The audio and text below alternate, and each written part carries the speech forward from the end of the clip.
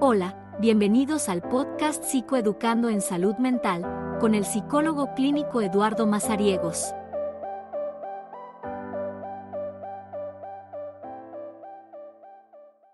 Mario, de 40 años, es soltero y no trabaja. Tiene un largo historial de ánimo depresivo de baja intensidad.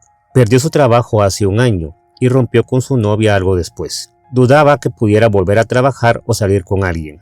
Se sentía avergonzado por vivir con su madre y creía que su vida no tendría ningún aliciente. Ya anteriormente había recibido terapia, pero veía con desdén al terapeuta y a la terapia y no hacía las tareas para casa y no se esforzaba en las sesiones. Expresó su descontento por la falta de mejoría. Le parecía humillante esperar turno para entrar. Decía que el personal de la clínica no eran muy educados ni sofisticados y que él sabía más de psicoterapia que ellos. Mario, que trabajó en seguros, decía que era el mejor agente de seguros que había tenido la empresa y sin embargo no lo querían volver a contratar. Mario no trabajó durante un largo tiempo, hasta que lo contrató un concesionario de automóviles. Dijo que, aunque vender coches le quedaba pequeño, había tenido éxito y que en poco tiempo era él quien llevaba el negocio. Se fue a los pocos meses tras discutir con el dueño. Después, Mario no buscó empleo ni se apuntó a ningún curso, ni hizo ningún tipo de voluntariado, ya que todo le parecía muy poca cosa para él, según decía. Mario decía que sus exparejas le habían parecido desagradecidas y que solo lo buscaban para comer gratis, y rechazaba a las mujeres que trataban de acercarse a él. A Mario le gustaban los buenos restaurantes y los hoteles de 5 estrellas, pero ya no podía permitírselos. Hacía ejercicio diariamente y la mayor parte del tiempo lo pasaba en casa viendo televisión o leyendo. Durante la terapia iba muy arreglado y con ropa similar a un joven de 20 años. Según decía, su problema era que a pesar de ser inteligente y atractivo, se encontraba desempleado, poco valorado y solo. Algo no común en la mayoría de pacientes con depresión es que le preocupa su aspecto y busca verse atractivo ante los demás. Es muy probable que Mario presente un trastorno de personalidad narcisista. Hola, ¿qué tal? Mi nombre es Eduardo Mazariegos y soy psicólogo clínico. Hoy quiero tratar un tema de mucha actualidad, el trastorno de personalidad narcisista o rasgos narcisistas. ¿Qué es el trastorno de personalidad narcisista? Se refiere a un patrón donde domina la grandeza y no siempre se ve en el comportamiento, ya que muchas veces es en la fantasía. Tiene una necesidad de ser admirado y presenta falta de empatía. Además puede presentar un sentimiento de grandeza y prepotencia. Por ejemplo, que exagera sus logros y talentos, buscando ser reconocido como superior. Algunas veces sin contar con esos éxitos, sino solamente están en su fantasía o lo ha logrado otra persona. Constantemente está absorto en deseos de éxito, poder, belleza o el amor ideal.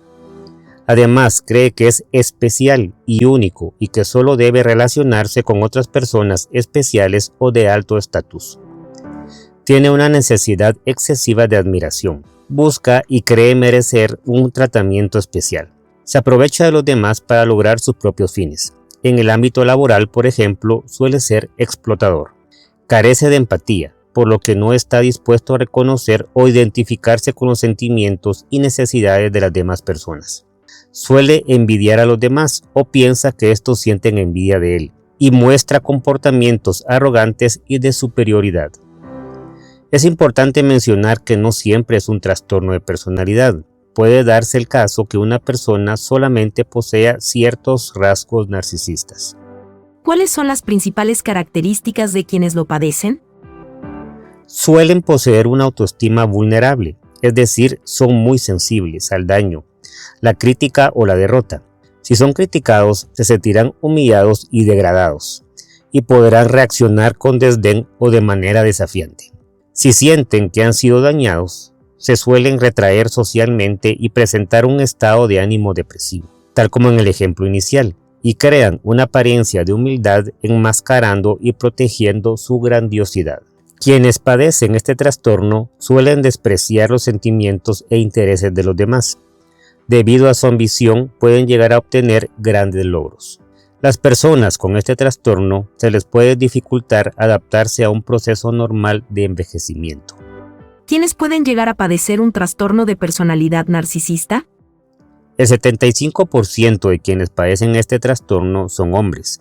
Cuando se refiere a rasgos narcisistas, pueden ser frecuentes en los adolescentes, y eso no indica necesariamente que se vaya a desarrollar un trastorno de la personalidad narcisista. ¿Qué hacer si cree experimentar rasgos narcisistas o un trastorno de personalidad narcisista? Si una persona es diagnosticada por un profesional con un trastorno de personalidad narcisista, se entiende que es un trastorno crónico. Esto hace que sea muy difícil el tratamiento, principalmente porque no acudirán a terapia por ello, sino si van a terapia es por otro problema, como la depresión, problemas de relación, etc., pero no por su personalidad. Quienes sí tienen mayor posibilidad que lleguen a terapia y la trabaje son quienes poseen rasgos narcisistas, ya que ellos posiblemente deseen mejorar alguna conducta que les esté generando problemas.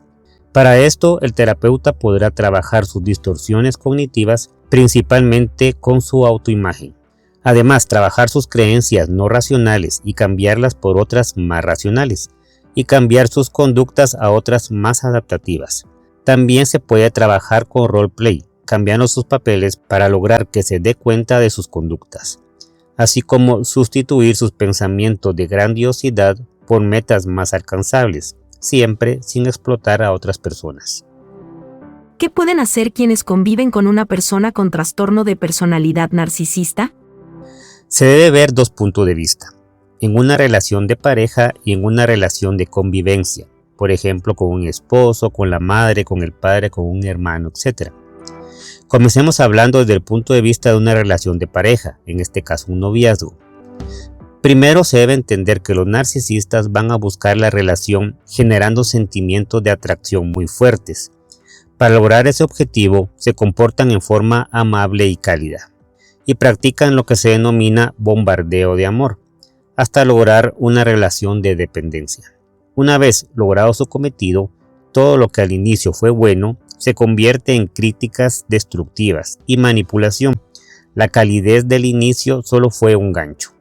Ante esto hay dos tipos de personas: quienes se quedan donde están esperando erróneamente que el narcisista cambie, y quienes al darse cuenta deciden desvincularse y marcharse. Por supuesto que esto no es para nada fácil, ya que se creó una dependencia insana con el narcisista. El primer paso y muy importante es el darse cuenta.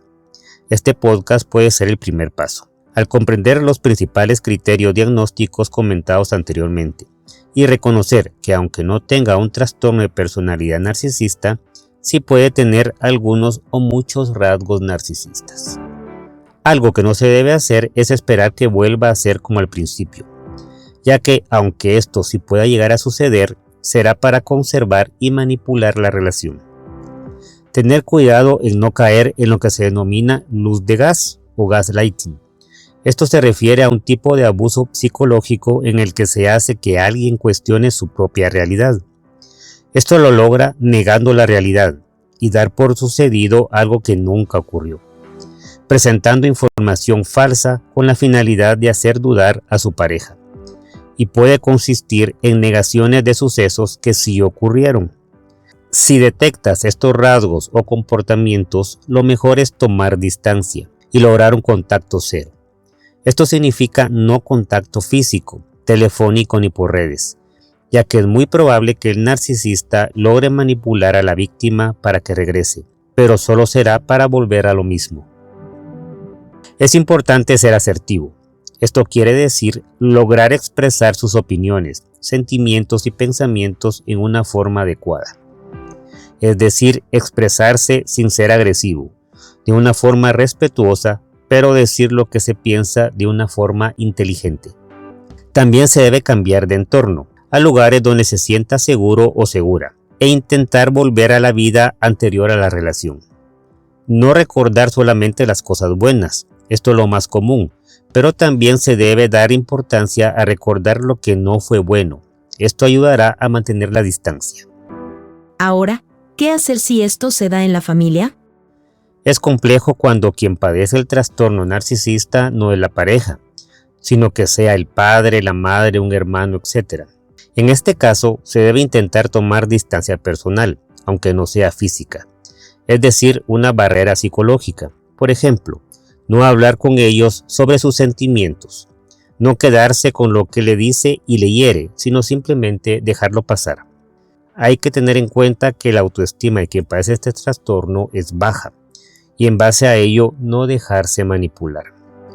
Ayuda en reconocer sus tácticas de manipulación y así evitar caer en ellas, y tomar en cuenta que el problema es de quien lo padece, no es problema tuyo. Y en cuanto se pueda, conviene alejarse físicamente, pero teniendo los recursos y a dónde ir. Muchas veces se piensa que esto no es posible, debido a que se tiene una dependencia económica o emocional. Pero se debe entender que el quedarse a su lado será mucho más problemático y desgastante. Hay que recordar que el autocuidado es muy importante. Se debe trabajar en el cuidado personal, cuidar las amistades y sobre todo cuide su propia mente, buscando ayuda profesional. Al estar en terapia se podrá trabajar según sea necesario el daño en la autoestima, la desconfianza hacia otras personas, el trauma y las secuelas que queda por las heridas psicológicas, la ansiedad que podría generar el desvincularse y aprender a adaptarse nuevamente a vivir lo cotidiano como antes de la relación, y lograr vincular nuevamente, pero esta vez con personas sanas. En fin, hay mucho que hablar sobre este tema. Sin embargo, espero que le haya sido de utilidad esta información que he elegido. Muchas gracias por llegar hasta acá y si conoce a alguna persona que pueda ser beneficiada con este podcast, por favor no dude en hacérselo llegar. Hasta pronto.